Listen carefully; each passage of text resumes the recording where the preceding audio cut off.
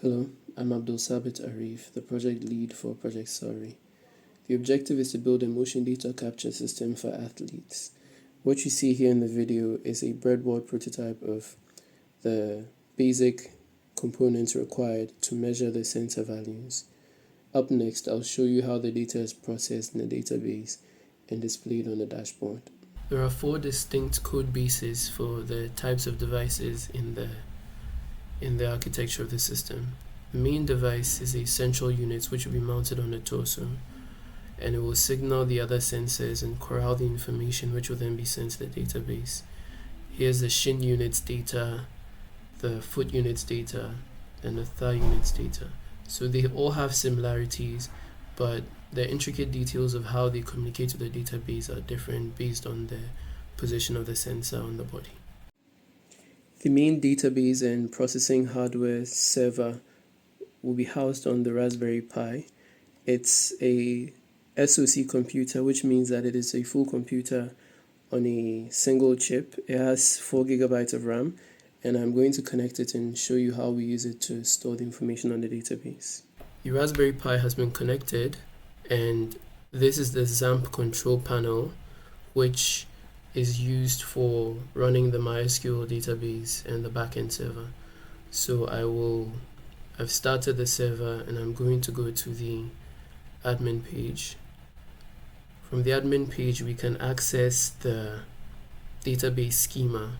So each database represents one part of the human body where there'll be a sensor positioned, and we can take a look. I have already recorded some data. So this is the ID of the data, and this is the angle at which the body part is positioned at that given point in time.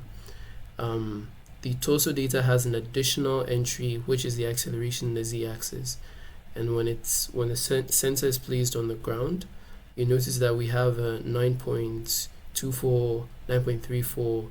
Generally, what this is trying to do is measure acceleration due to gravity. And we know from Newton's principles that acceleration due to gravity is 9.81 meters per second. So there's a bit of inaccuracy with these sensors, but it is expected given that it's an inertial measurement unit. Moving forward, I'll discuss how complementary filters and Kalman filters have been used to make these values more accurate.